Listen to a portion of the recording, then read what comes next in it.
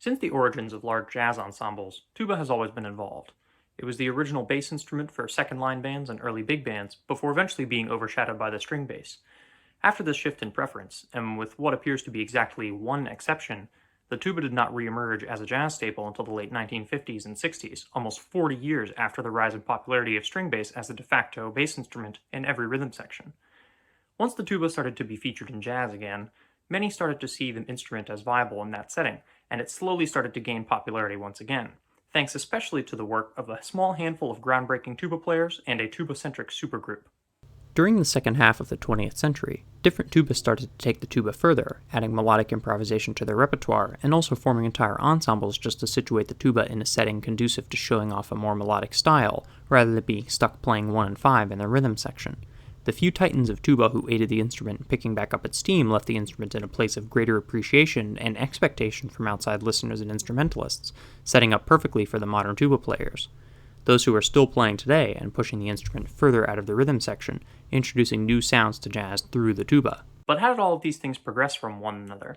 How did these late 20th century tubists give rise to a new style of tuba playing, and what sort of groundwork did they lay for modern tuba players to take the tuba even further from the original style? What stylistic trends and other composers or band leaders redefined the role of the tuba in jazz, and allowed for broader styles of performance and musical expression? During the next short while, we'll take a look at the origins of tuba in jazz, the reasons string bass originally supplanted the tuba, the artists who helped to reintroduce the tuba to jazz during the 1950s and 60s, the artists who continued that development into the 1990s, and finally focus on the modern tuba players and the other musicians with whom they collaborate to try to find out what trends in jazz have allowed tuba players to run wild, doing new things with the instrument in this musical context. For our purposes, bass will refer to the role filled by a musician in question. Subsequently, brass bass and string bass will be used to refer to the tuba and double or electric bass respectively, though the word tubist will still come up for the sake of saving repetition of the word bass. In these earlier days, tuba was preferred for a few reasons. First, it was portable. Sousaphones allowed for a player to easily carry a very heavy instrument for long periods of time, which favored the outdoor settings of most early concerts and parades. Second, it was loud. Sousaphones in particular are almost omnidirectional instruments, able to be heard no matter which way they are facing. This combo of portability and volume made the tuba the go-to instrument. That is, until the advent of amplification and the turning point of jazz towards the legitimate. Longer concerts meant tuba players would be put under more stress and perhaps even unable to keep playing throughout an entire set. String bass does not have this problem in quite the same way. While string players can also get fatigued, it is not as severe and would not set in so quickly. A 2-hour set is no problem for a string bass, but for a tubist, this might very well be one of the tallest tasks. The bass voice in jazz almost always plays continually, and often plays complex lines that require some degree of mental gymnastics as you move through the changes. On tuba, this can become quite taxing very quickly. Horn players in jazz are able to take breaks between phrases and during solos. The string bass simply doesn't have to worry about endurance in the same way. Turns out, grinding metal onto your face can hurt. Surprising, right? Many early bass musicians played both tuba and double bass. Perhaps the best examples of these are Pete Briggs, who recorded with Louis Armstrong in his Hot 7 group, and Joe Tardo, who pretty much recorded with everybody. Tardo found himself in demand as a session musician all the way until the 1980s before he died, though most of the recordings he lent his playing to were Dixieland focused, perfectly in line with the playing he was known for in the 30s. Playing both bass and tuba lent a musician to being much more flexible in the gigs they could get, and they could even play both instruments with the same group depending on the setting. In other words, outside they would use the tuba since the string bass was inaudible, and inside the string bass would dominate, aided by amplification to literally save face. So let's take a moment to talk about these two, Pete Briggs and Joe Tardo. After all, these guys laid the foundation that would resonate through jazz tuba playing for what is now nearly a century.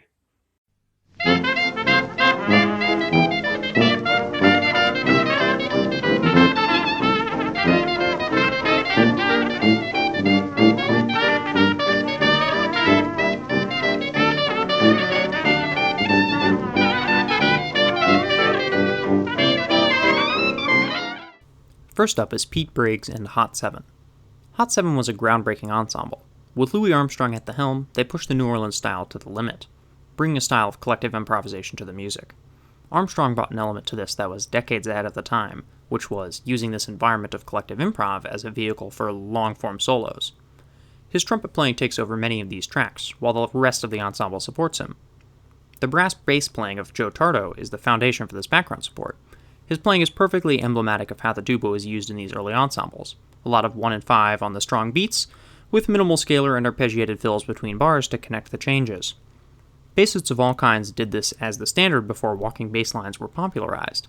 It's easier to understand how effective this strong beat playstyle was when considering how jazz music from around this time was mainly dance or parade music. Having those strong beats made the meter very clear, whereas once walking bass lines took over, the bass voice was not so clearly outlining the rhythmic hierarchy of each bar of the music.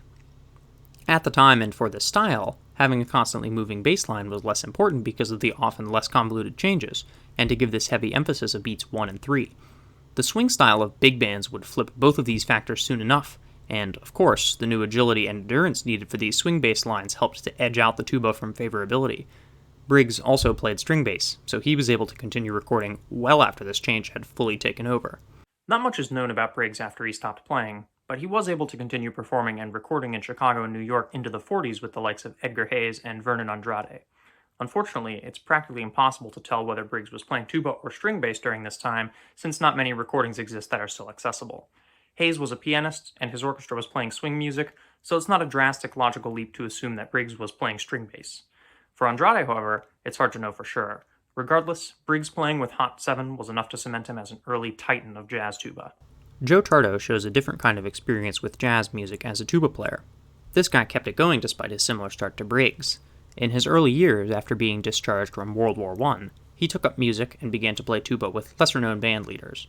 Tardo is known less for his playing than his composing and arranging. These talents of his are what got him in with the heavier hitters of the time, the likes of Fletcher Henderson and Chick Webb. His arrangements were in high demand, and he was even lucky enough to record some of them. The biggest aspect of Tardo's tuba playing that really sets him aside is that he took solos. Bass solos have come to be understood as a sort of musical joke in jazz, and he was hacking tuba over the changes he wrote himself before this was even a trope. After his hits of the 20s with Henderson and Webb, he found himself gigging outside of jazz, playing lots of Broadway shows, orchestra concerts, and other radio gigs.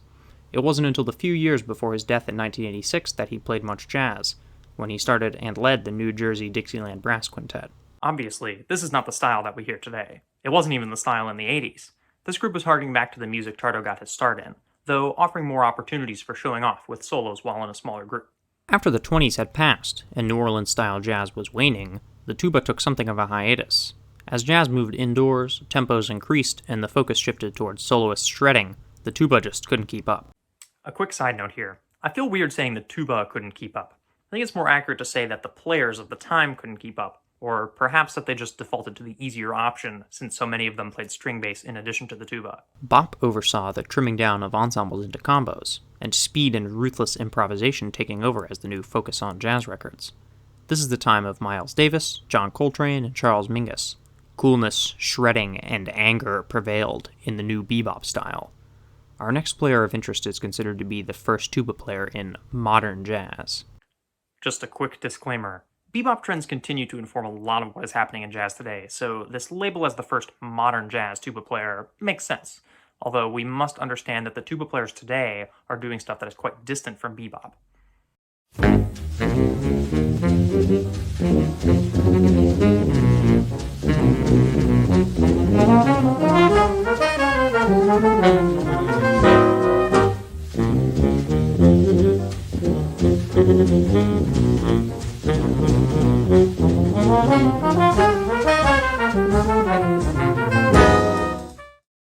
This guy in question is the legendary Bill Barber, who so famously played tuba in the horn line on the now immortalized Miles Davis record Birth of the Cool. Remember that one exception from earlier? That's Bill Barber.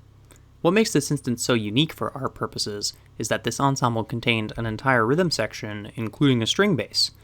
John Lewis on piano, Nelson Boyd, bass, and Kenny Clark on drums held down the rhythm section, while Barber joined Miles Davis, trumpet, J.J. Johnson, trombone, Sandy Siegelstein on horn, Lee Konitz on alto sax, and Jerry Mulligan, bari sax, in the horn section.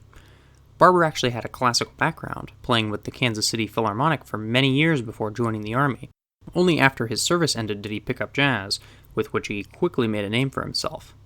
After recording with Davis Nanette for Birth of the Cool, Barber didn't do much other jazz work. He performed a lot in pit orchestras and eventually settled down to teach elementary school music. While Barber might have been the first, and his participation in such a record as Birth of the Cool is extremely noteworthy, his tuba playing took the typical back seat on these records, and leaves something to be desired. Something that can be stated by our next two persons of interest, Ray Draper and very especially Howard Johnson. If Barber was the first modern jazz tubist, Draper was definitively the second, and he was the first to lead his own band. After attending the Manhattan School of Music as a teenager in the mid-1950s, he led a band that recorded the album Tuba Sounds in 1957. He was only 16 years old at the time of this recording, and the following year, now 17, he recorded his second album quite boisterously titled The Ray Draper Quintet featuring John Coltrane. After this album, it would be another 2 years before John Coltrane would release Giant Steps, but he was still a huge name, and quite the big deal to have on a jazz record.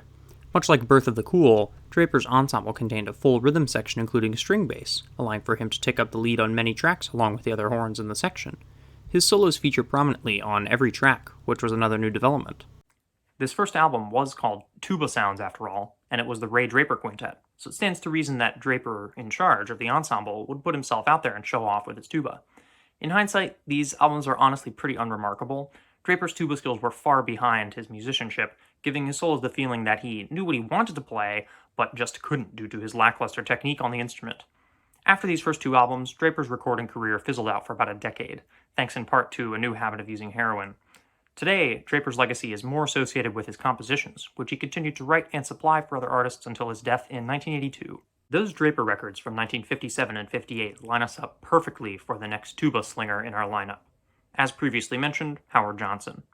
Anyone who knows anything about the history of jazz tuba, a whole lot of people, right, will tell you that Howard Johnson is the man. Jazz tuba is more closely associated with him than anyone else, and rightly so. With a career spanning more than 40 years, Johnson cemented himself as one of the all-time great multi-instrumentalists. Starting out his career mostly in demand for his bari sax playing, Johnson could play bass clarinet, trumpet, and many other reeds in addition to the tuba, for which he is now known best. Johnson started tuba in high school and was entirely self-taught. He constantly tried to expand his range and play the same stuff on the tuba as other instrumentalists did. This led him to be incredibly flexible and dynamic in his tuba playing, which is what gave him the most success. He really got his start after an encounter with Eric Dolphy at a John Coltrane concert. Giovanni Russinello of the New York Times depicts this exchange. When Johnson mentioned that his range was as great on the tuba as it was on the baritone, Dolphy urged him to move to New York right away. He said, "If you can do half of what you say you can do, you shouldn't be waiting 2 years here. I think you're needed in New York now." Shortly thereafter, Johnson made the move, and quickly ended up working with the saxophonist Hank Crawford, bassist, bandleader, and composer Charles Mingus, and pianist Gil Evans, the last of whom he collaborated with for nearly 2 decades. During the early stages of his time in New York, Johnson was usually called upon to play baritone sax, as this was a significantly more standard instrument in this jazz setting. However, he did get to break out the tuba from time to time, though typically with some coaxing of his bandleader at any particular moment. Johnson remarked in an interview with ITEA Journal contributor Marty Erickson, "In the 1970s, I had a reputation of being able to put together happening horn sections for rock groups and things like that. I had done some of that for this group called The Band and for Taj Mahal, and for several recording projects. Specifically with Taj Mahal, Johnson asked if he could arrange some tunes to include several tubas, an idea which actually came to happen. Taj Mahal's 1971 live album, The Real Thing, contains 4 tuba players in the horn section, one of which is Howard Johnson, who presumably also wrote the tuba parts for these shows. 4 tubas might sound like a lot, but take it as foreshadowing of the greatest jazz tuba venture that has ever been undertaken. I know I've said this before, but we'll get back to that in just a minute as well. Sam Palafian is inarguably one of the greatest tuba players who has ever lived. His unfortunate passing in April of 2019 shook the world of tuba and brass in general. He was one of the most highly renowned pedagogues of the late 1900s and early 2000s, and not just for the tuba. He is responsible for a lot of modern ideology about breathing for brass and wind instruments, and his pedagogical handprints are all over 21st century brass playing. While Palafian did not contribute much recorded playing time to jazz tuba, such as Howard Johnson did, or Bob Stewart, or countless others, his contributions were nonetheless very impactful, and of course came with some pedagogical wisdom that I interpret as running directly counter to the mindset that many tubists brought to jazz. Palafian had been somewhat active in the jazz scene before 1990, but in 1990 and 91, during sessions with his brass quintet, he met guitarist Frank Vignola, and together they formed the duo known as Travelin' Light. They released their first album in 1991 to good reception and went on to release 2 more albums 2 years later. 1993 brought both Christmas with Travelin' Light and Makin' Whoopee. These albums all have a similar feeling to them, very blues-oriented and with a limited rhythm section. Guitar and tuba was the main instrumentation, and there were only a handful of guest recording artists throughout the albums. The Travelin' Light duo ended up being the perfect vehicle for both artists to show off their improvisation skills. This is where Palafian shows up as an important person for our purposes of tracking this development. Tuba solos weren't plentiful before this time, and Palafian's mastery of the tuba showed through his musicality and absolute command of the lines he whipped out in these sessions. The most interesting thing to me, however, are his remarks regarding getting into jazz as a tuba player, and the ways that many jazz tubists used to treat the instrument like a gimmick, or if they weren't intending for it to be a gimmick, that they weren't transcending the instrument with their musicality. They might have played something nice, but it would be viewed by audiences as akin to a joke. Palafian went directly against this, saying in an interview with the ITEA Journal's Marty Erickson, "I'm very into the idea of continuing to grow, and to have the voice of the tuba in jazz transcend the tuba itself." He goes on to tell of a time he heard Rich Madison, an accomplished jazz euphonium player, talk about the tuba being inherently a gimmick. Rich Madison used to say that as soon as he played the tuba, he knew it was a gimmick, because as soon as he played it, the people would say, "Wow, I never heard a tuba do that." So he felt his job was to play music so that in that one listening experience, the audience would go from, "Oh wow, wasn't that unusual?" to, "Wow, that was really great music." This isn't to say that people took the tuba for granted or used it as a joke, but it had that effect, and Palafian wanted to push back against this notion. The tuba has many stereotypes surrounding it, and showing off what the instrument can do requires total conviction and convincing performance. After some thought, it seems that Palafian's point is that using the tuba, or any other instrument for that matter, just for the sake of it, is not the best way to legitimize your instrument or playing. Someone might stick around to hear it since it's something new, but the music that is presented needs to be great, or that performance or entire instrument might easily get written off by audiences. It's unfortunate that this is the case, and it still is for a lot of listeners, but that's the whole point of this video. We'll soon get to the living tubists who are hammering against these stereotypes and misconceptions. And with these guys, while they might not be aware of what Palafian said about jazz tuba, they are still embodying this ideology. Alright, back to Howard Johnson.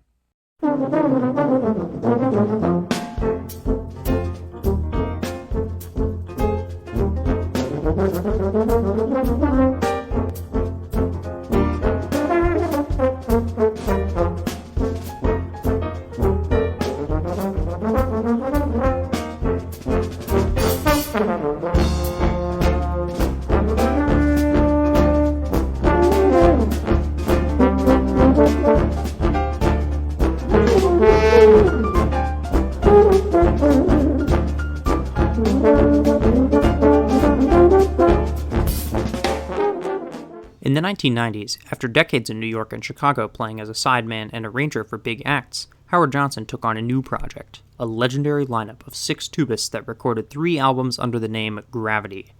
A fitting title considering the lofty nature with which this big brass is played on these albums. Johnson's solos throughout each track squeal much higher on the tuba than even the most seasoned listeners will have ever heard. The full lineup of Gravity was Howard Johnson, Joe Daly, Carl Kleinstuber, Bettina Vauschke, Dave Bergeron, and Earl McIntyre, all on tubas, and sometimes euphoniums, though only for a few tracks. We've been talking here about the different roles jazz tubists took up in their ensembles, and the stylistic elements that helped to shape that progression out of the background.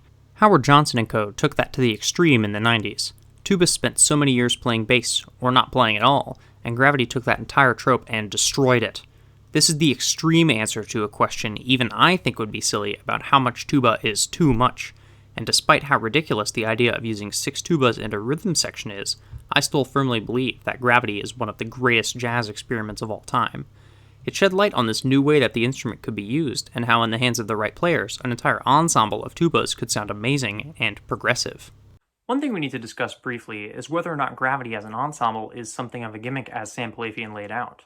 The music on Gravity's albums is great, but it definitely won't be for everybody. Are the tunes presented by Gravity best served by 6 tubas and a rhythm section? The answer to this is entirely subjective, unfortunately. If my opinion means anything, and despite the praise I've given to Gravity, I would still say that it is something of a gimmick. This, of course, comes with my own hindsight and knowledge of current jazz tuba players. I would encourage anybody watching to check out Howard Johnson and Gravity, as well as the living tubists we'll be discussing shortly. And if you do, let me know what you think. Before we move on to the more current, the modernist tuba players in question, allow me to give an honorable mention to Bob Stewart. Stewart is another jazz tuba player who was on the scene for around 40 years as well. Stewart played with a lot of the same guys as Howard Johnson, including Charles Mingus and Taj Mahal. However, he was purely a tuba player, and performed and recorded with many different acts over the years. Perhaps his best recorded playing is with the saxophonist Arthur Blythe, with whom he recorded the album Lenox Avenue Breakdown, which has been said to contain some of the most relevant and important tuba playing in a jazz context. And now we find ourselves at the end game, the living tuba players who are involved in and reacting to modern jazz trends and bringing the tuba into new light. In particular, we'll talk about Marcus Rojas, Jose Davila, and Theon Cross.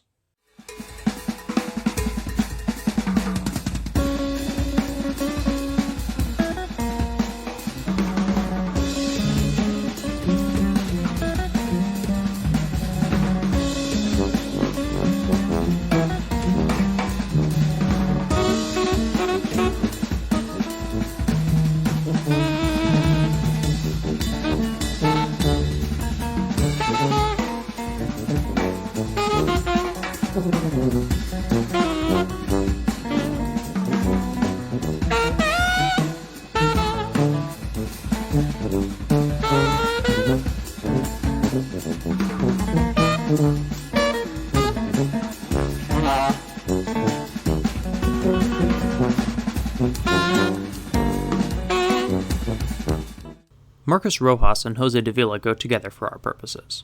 Since the mid to late 90s, they have both been involved with avant-garde jazz acts led by Henry Threadgill and, in Rojas' case, John Zorn as well. Both Threadgill and Zorn are saxophonists and composers who have been at the forefront of continuing the Ornette Coleman-esque avant-garde jazz into today's music scene. Jose Davila, who has played with Threadgill's group Zuid since 2001, said of Threadgill in an interview with the Chicago Tribune's Kevin McKeough, he likes dealing with different types of sounds, the sonority of different types of instruments. This idea can give us a lot of insight into why the tuba has been involved in current jazz projects. After not being around for so long, bringing it back into ensembles can be a good way to add a new, unfamiliar sound to a group. This is clear in Zuid. The quintet consists of reeds, guitar, cello, tuba or trombone, and drums. This is clearly an untraditional grouping of instruments. Threadgill was after a particular sound from the group, and chose to include instruments like cello and tuba that aren't heard all that frequently in this setting. However, the type of playing that we hear from the tubas in these ensembles isn't that out of the ordinary, at least as far as its role in the ensemble is concerned. In Zuid, we hear the tuba holding down the bass line most of the time, though these lines are very different from what we might expect. There is no walking bass here. The lines are really disjunct and convoluted, leaping up into the high register, but always coming back down to keep us grounded while listening. Despite the role of the tuba being familiar, the types of lines that the instrument has are emblematic of the shift that has occurred surrounding the tuba in jazz. A string bass couldn't really play these disjunct lines in the traditional style. It would almost require arco instead of pizzicato, which takes away that classic round sound that the string bass achieves, and that makes it so desirable as the bass instrument in jazz. So, what do we make of this? Firstly, the tuba players involved in today's jazz music are not singularly responsible for the development of the instrument in this style. It wouldn't really make sense to assume that each of these musicians was the frontman for a tuba-focused group and that they were responsible for all of these changes. Rather, well-known band leaders wanted to include the tuba because they were after a particular sound and wrote lines that were for the tuba specifically. It wasn't just play the bass line, it was here's the tuba part.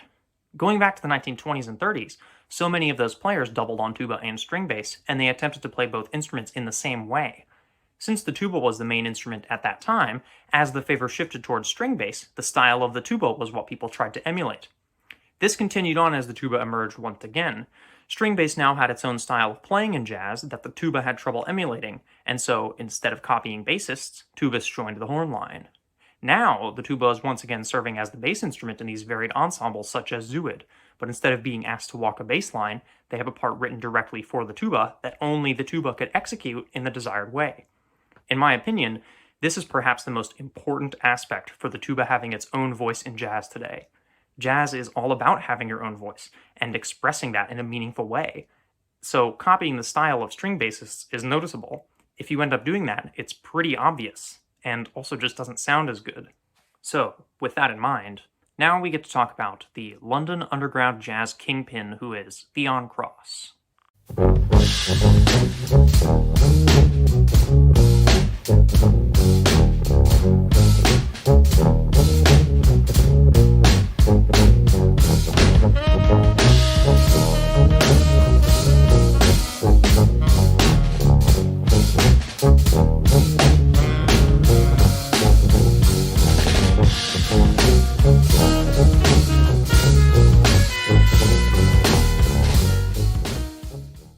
member of the group Sons of Kemet and prominent bandleader, Cross has released 3 tuba-centric albums: Aspirations from 2015, Faya from 2019, and very recently Intra I from 2021.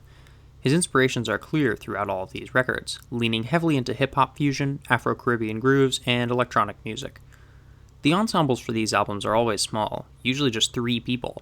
For example, 7 of the 8 tracks on 2019's Faya consist only of Cross on tuba, Moses Boyd on drums, and Nubia Garcia on saxophone. Cross writes and co-writes all of the tunes heard across the albums, and the tuba specificity of the music is front and center. A tubist is writing the music where the tuba is filling the bass role, so of course the lines work for the instrument. Not only that, but Cross nearly always uses some form of amplification to achieve sound effects with his instrument. This is heard across his records usually as some level of distortion and an octaver to give an even heavier feel. Neither acoustic nor electric bass can really achieve the effect that results from this. The nature of wind instruments means that one can push through longer phrases, and there is no inherent decay on each note. Therefore, the tuba lines heard in this context are more reminiscent of synthesizer or computer-generated bass sounds. In an interview with Andy Beta for Pitchfork, Cross said, "People always underestimate the tuba, because people aren't familiar with it." Beta then adds that, "The unfamiliarity that comes from neglect also permits a greater freedom now." This is the pivotal idea for what makes Cross's music so unique and groundbreaking as far as the tuba in jazz. His unrelenting grooves on the instrument are thrust to the foreground, creating a whole new sound and style. Despite the works mentioned above of Davila and Brojas, where they serve out the bass line, Cross's bass lines work on a different level. The tuba and drums are the entire rhythm section, and much of his work features unintrusive melodies so that the groove can be the focal point.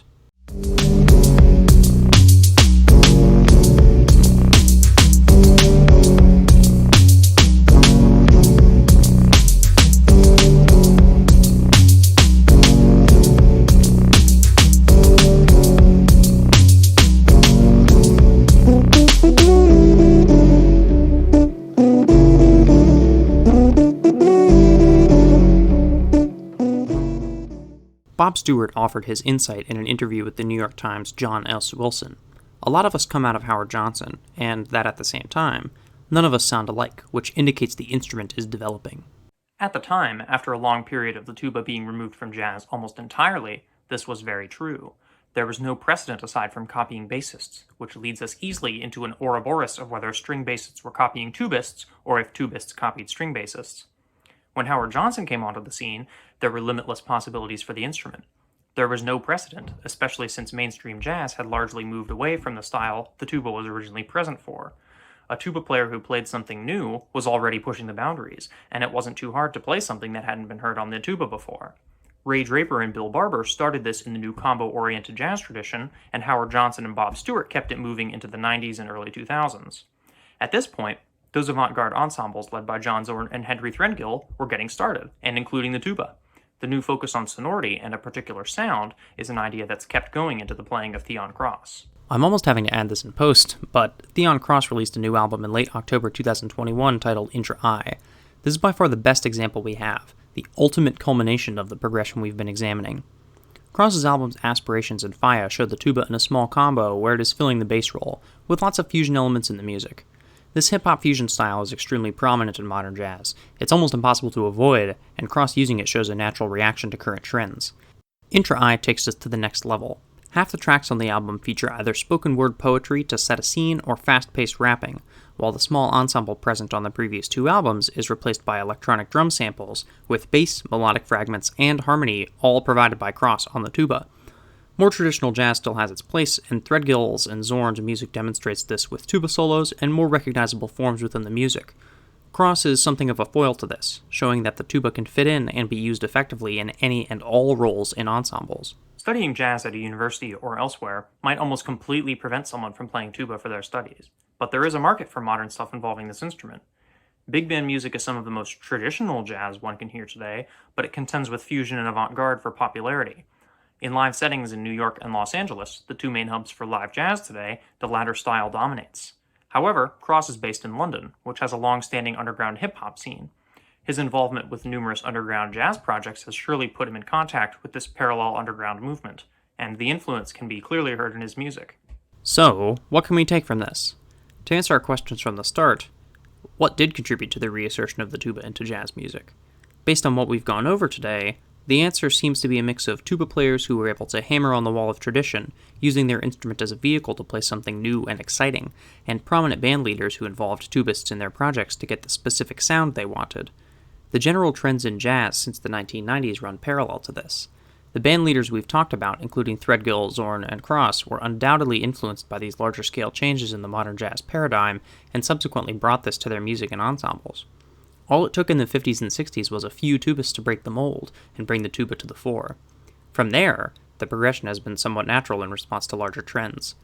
Taking the implications of settling for mediocrity from Sam Palafian and applying it to this, we can conclude, and simply hear, that the way in which this new jazz tuba music is presented is with absolute confidence. The tuba's inclusion might have been unusual, but it served the music as the composer and or bandleader intended. This all pushes forward to today, with new artists like Theon Cross pushing the boundaries, and other artists such as Ibanda Rahumika and Damon Bryson holding tubas every night on late-night television. The instrument is becoming normalized. Seeing and hearing a tuba more regularly in this context legitimizes it being there. What might have been a gimmick 30 years ago is increasingly becoming a normal thing, and a natural part of jazz ensembles. And the more acts we get in the future that include the tuba in an exciting and listenable way, the more normal it will be. There is already better representation of the tuba, and with so much more music to be heard, I have no doubt that it will continue to be a part of jazz permanently, even further cementing its place with each new performance, each new album, and each new inspired player.